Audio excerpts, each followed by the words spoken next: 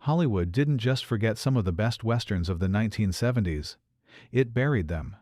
These weren't cheap knockoffs or dusty relics. They were bold, gritty, and in some cases, way ahead of their time. But box office failures, bad marketing, or changing tastes shoved them into the shadows. So, here's the real question. How did films this good get lost in the shuffle?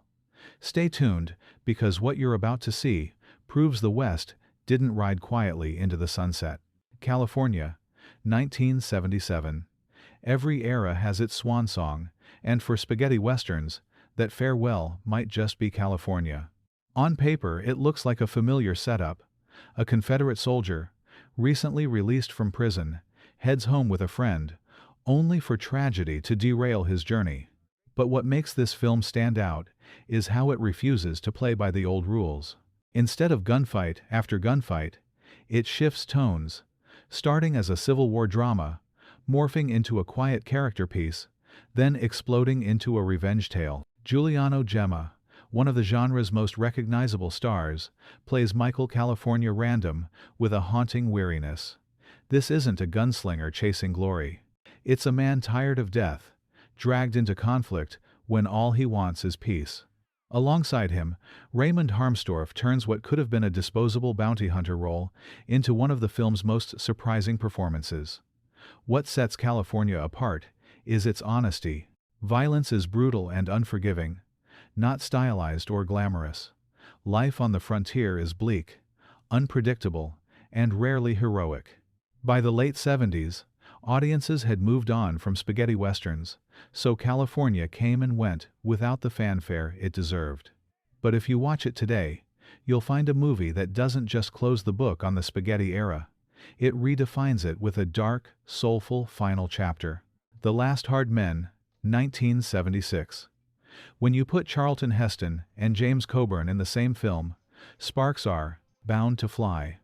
The Last Hard Men delivers exactly that. A fierce clash between two aging titans, trying to prove they've still got fire left in them. Directed by Andrew McLaglen, a filmmaker usually known for traditional John Ford-style westerns, this one is meaner, grittier, and dripping with a sense of finality. Heston plays a retired lawman hoping to live out his last days in peace. Coburn plays his bitter enemy, a man who breaks out of prison with a crew of convicts, all hungry for payback. What follows isn't a heroic adventure, but a vicious pursuit where age, pride, and revenge collide. The film doesn't shy away from showing the West as a place that's grown cruel and unforgiving. The gunmen aren't young cowboys anymore. They're tired men, fighting a battle that feels more like desperation than destiny. Even the author of the novel it was based on, Gundown, praised the film for capturing its raw energy. Audiences in the mid-70s weren't ready for this kind of bleakness. They wanted spectacle, not a grim reminder that the West was fading. But today, The Last Hard Men stands as one of the decade's truest revisionist westerns, an unflinching reminder that heroes and villains often age into the same weary men. The Culpeper Cattle Co., 1972. Forget the romantic vision of cowboys riding into the sunset. The Culpeper Cattle Co. rips away the myth and shows you the dirt, the sweat, and the ugly truth of frontier life. It follows a wide-eyed teenage farm boy who convinces a hardened trail boss to let him join a cattle drive. He dreams of adventure. What he finds is misery, danger, and a brutal lesson in how unforgiving the West really was. From the moment the film begins, everything feels authentic. The costumes aren't flashy. They're worn and dusty. The landscapes look like they've been lived in for centuries. Even the violence is handled with stark realism. Cattle rustlers and horse thieves don't get dragged into town for a trial. They get dealt with on the spot, and the movie doesn't flinch from showing it. This isn't an uplifting story. It's a coming-of-age tale that strips away illusions one scene at a time. By the end, you're not cheering for the boy's triumph. You're left shaken by what he's had to endure just to survive. Critics at the time didn't quite know what to do with it. Too harsh for mainstream audiences, too authentic to ignore, it slipped into obscurity. But modern viewers recognize it as one of the rawest, most unromantic westerns of the decade. If you've ever wondered what life on a cattle drive might have really looked like, the Culpeper Cattle Co. doesn't just tell you, it makes you feel it. The White Buffalo, 1977. How do you market a surreal Western about an aging Wild Bill Hickok, haunted by visions of a massive white beast? If you're the studio behind The White Buffalo, you slap it into theaters as if it were just another killer animal flick to compete with King Kong and Orca. And just like that, Charles Bronson's most unusual Western was misunderstood from day one. Instead of an action spectacle, what Bronson delivers here is a meditation on obsession, trauma, and redemption. His Wild Bill is weary, almost broken, a legend who no longer believes in his own myths. The white buffalo he pursues becomes less of a literal creature and more of a haunting symbol of everything he's lost. The film moves at its own strange rhythm, part dream, part nightmare, and part frontier myth. It was too odd for mainstream audiences, but decades later, filmmakers like Quentin Tarantino have sung its praises. In fact, Tarantino even nodded to it in Django Unchained, dressing Jamie Foxx in the same rounded glasses Bronson wore here. The White Buffalo may never have been the blockbuster its producers hoped for, but as a forgotten relic of 70s cinema, it stands tall. It dares to be different, embracing a surreal atmosphere that lingers long after the credits roll. If you go in expecting a standard animal chase adventure, you'll be confused. But if you approach it as a fever dream about legends facing their own ghosts, it suddenly makes perfect sense. The Sacketts, 1979. Television westerns rarely get the respect they deserve, but The Sacketts earns a place among the finest of the decade. Adapted from Louis L'Amour's novels, Daybreakers, and Sackett, this two-part TV film brought together a powerhouse cast. Sam Elliott, Tom Selleck, and Jeff Osterhage, as three brothers, trying to carve out a future in the rugged West after the Civil War. What makes the Sacketts stand out isn't just the star power, it's the authenticity. From the costumes to the dialogue, it stays true to L'Amour's vision while still streamlining the story for television. Unlike many TV westerns of the time, it doesn't cut corners. It feels epic, with sweeping landscapes and tense shootouts balanced by heartfelt character drama. Supporting actors like Ben Johnson and Glenn Ford, both real-life cowboy veterans, bring gravitas to the story. Johnson, in particular, shines as an old-timer guiding the Sackett brothers through their journey. Their presence grounds the film in a kind of rugged realism you just don't see anymore. Though it aired on television, The Sacketts doesn't play like small-screen filler. It feels cinematic, a sprawling tale of family, loyalty, and survival. Audiences loved it, but because it wasn't a theatrical release, Hollywood never gave it the recognition it deserved. Today, it stands as proof that some of the best Western storytelling of the 70s didn't happen in theaters at all. It happened on TV. Monty Walsh, 1970. Most Westerns celebrate the cowboy as a timeless hero. Monty Walsh does the opposite. It shows what happens when the cowboy outlives the West itself. Starring Lee Marvin in one of his most heartfelt performances, the film tells the story of Monty, a drifter who suddenly realizes the world has moved on without him. The open range is disappearing, towns are growing, and railroads are rewriting the rules of survival. Marvin usually played the tough guy, the hardened outlaw, or the grizzled gunfighter. But here, he steps into something quieter and more melancholy. Monty isn't a man searching for glory. He's a man searching for meaning when his entire way of life is slipping through his fingers. Jack Palance, often cast as a villain, surprises as Monty's closest friend. Their scenes together feel lived in, like two men clinging to the last scraps of a world they both know is gone. The cinematography captures the vast emptiness of the frontier, not as a place of opportunity, but as a fading stage where the players have nowhere left to go. Directed by William Fraker, a cinematographer by trade, the film looks gorgeous but didn't connect with audiences in 1970. Westerns were already losing steam, and its meditative tone didn't stand a chance against flashier fare. Still, critics praised its honesty. Instead of delivering gunfights and spectacle, it gave viewers something more sobering, a portrait of men out of time, facing the slow death of their identity. Today, Monty Walsh feels like one of the most authentic elegies the genre ever produced. It doesn't glorify the cowboy myth.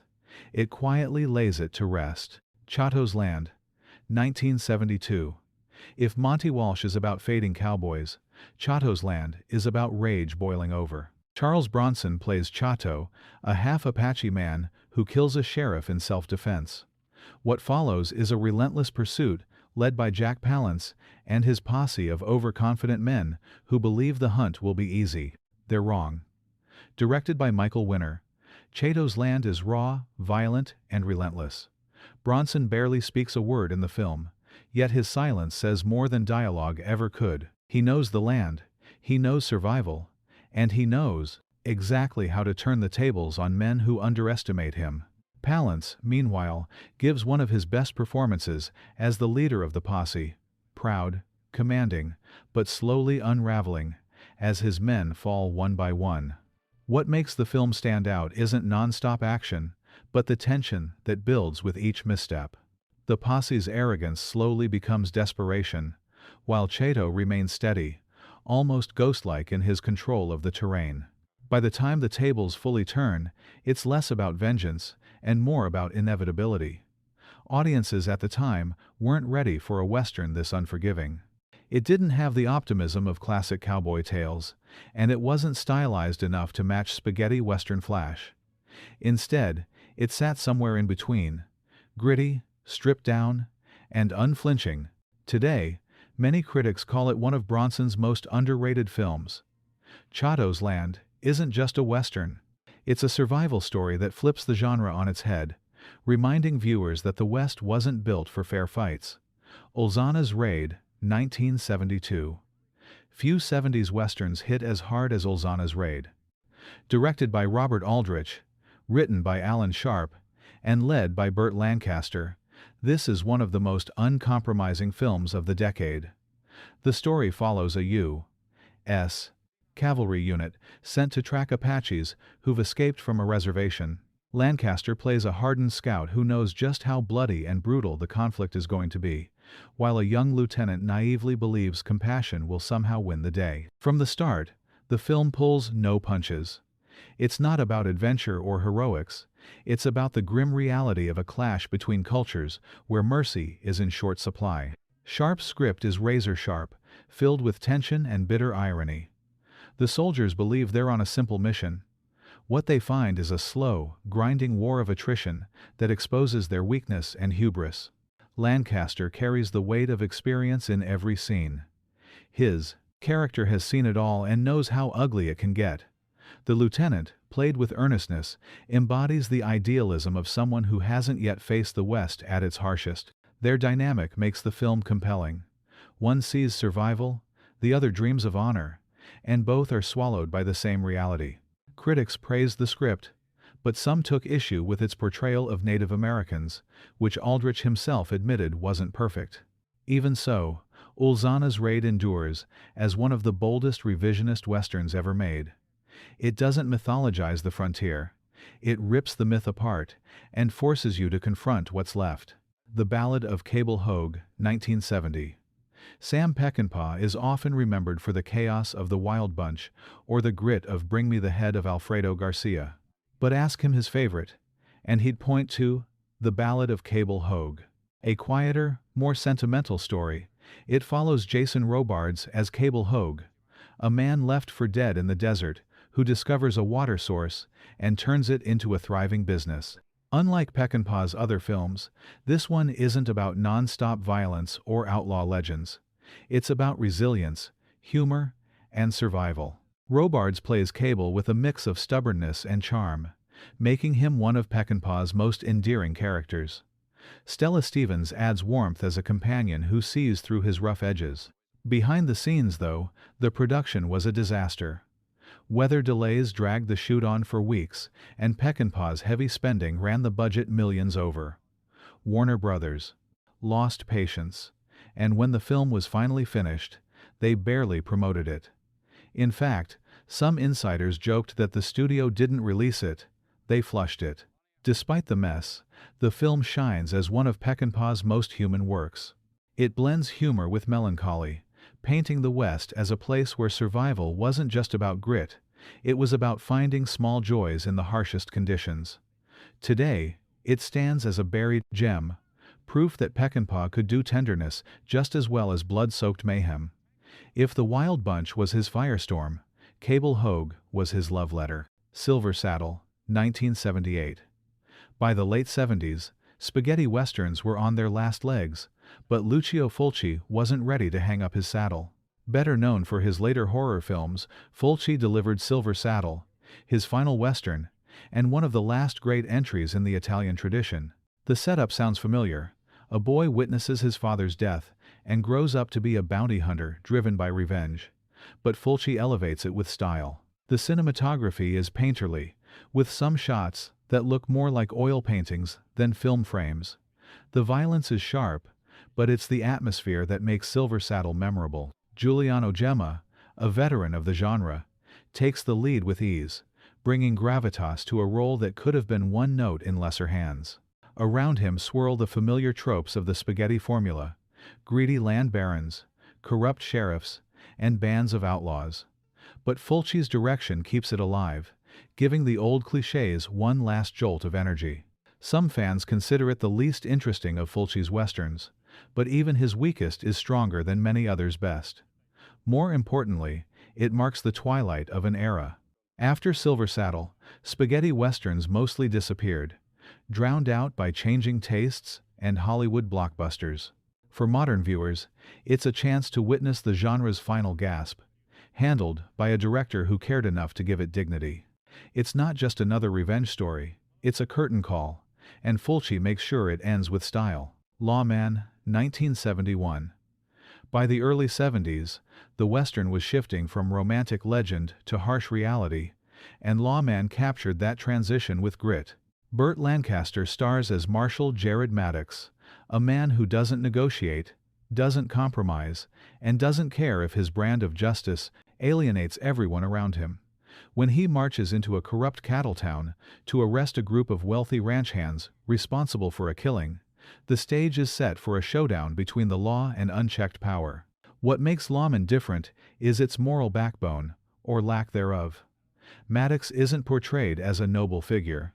He's rigid, obsessed, and willing to shed blood in the name of principle, even when it makes him as ruthless as the outlaws he hunts. Opposite him is Lee J.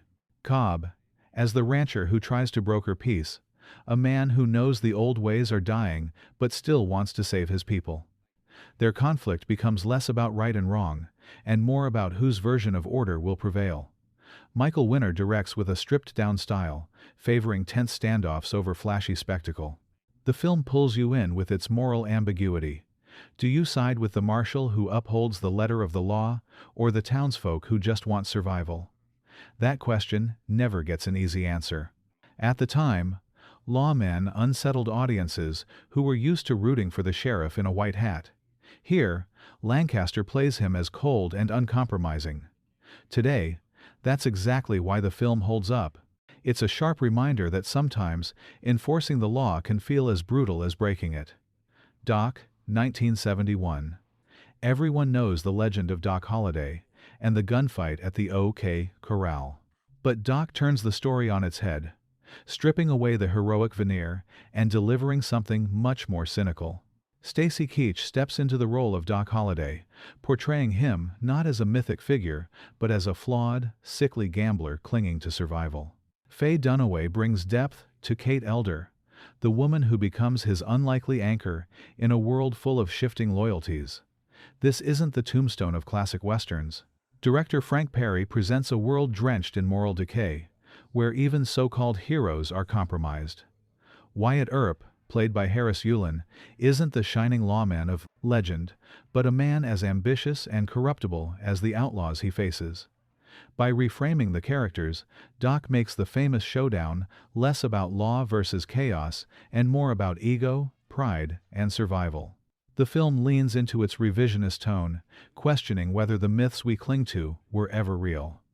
The gunfight itself is stripped of glamour, shot with a rawness that underscores just how messy history really was. It's a deliberate dismantling of the Hollywood cowboy myth, and that alone made audiences uncomfortable. Because it broke from tradition, Doc was largely ignored when it came out. But in hindsight, it's one of the boldest reimaginings of the OK Corral ever put on screen.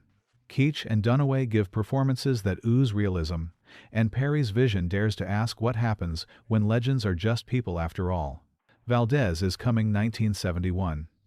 Burt Lancaster returned to the Western genre with Valdez is Coming, delivering one of his most powerful and underrated performances. He plays Bob Valdez, a Mexican-American peace officer who tries to do the right thing and ends up humiliated, beaten, and left for dead by a group of arrogant men working for a wealthy landowner. Instead of backing down, Valdez heals, gathers his strength, and sets out to reclaim his dignity and demand justice.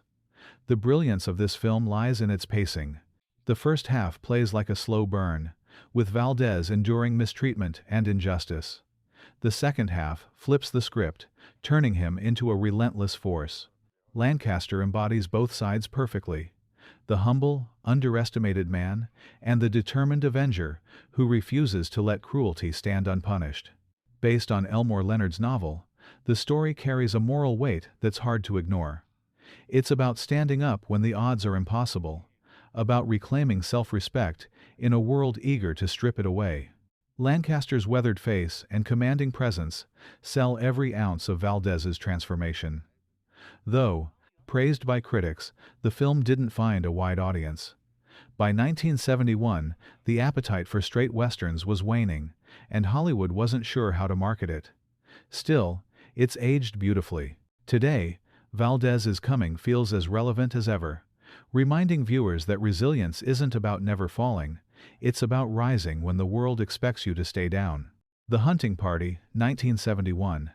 If you want a western that pushes the envelope, The Hunting Party is a standout. Starring Gene Hackman, Oliver Reed, and Candice Bergen, the story flips traditional roles.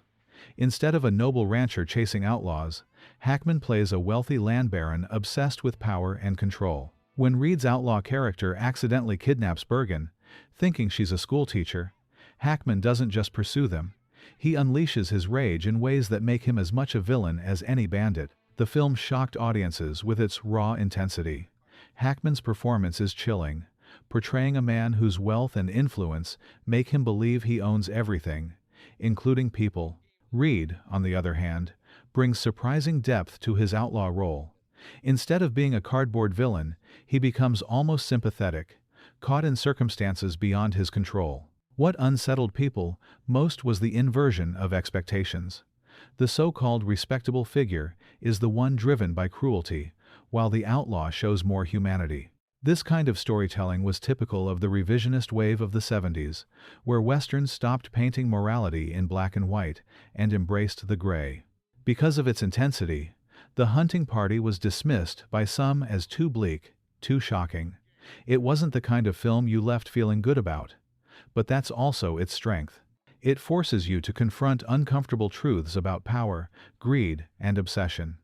Today, it stands as one of the most daring buried gems of the decade. A Man Called Sledge, 1970. James Garner was best known for his charm and easygoing charisma, especially in television roles like Maverick. But in A Man Called Sledge, he went darker than audiences expected. Directed by Vic Morrow, the film follows Sledge, an outlaw who teams up with a crew to pull off a gold heist in a heavily fortified prison. On the surface, it's a classic setup: a daring raid, betrayal, and a scramble for riches. But what makes Sledge stand out is its tone. Instead of the playful spirit fans associated with Garner, this story leans grim. Characters are ruthless, trust is fleeting, and the West is portrayed as a place where greed corrodes everything it touches. Garner plays against type, bringing a sharp edge to his performance that surprised critics at the time. The film blends spaghetti western style with American grit. It's violent without being glamorous, tense without being predictable. The action sequences, particularly the raid itself, are staged with precision and keep you hooked. Yet it's the aftermath, the unraveling of alliances, that drives home the story's cynicism. Audiences didn't quite know what to make of Garner in such a dark role, and the film slipped through the cracks. But today, it holds up as one of the more fascinating experiments of the decade. A Man Called Sledge proved that even the most likable leading men could thrive in a world as unforgiving as the 70s Western. So, there you have it. 15 Westerns from the 1970s that Hollywood buried, but history refuses to forget.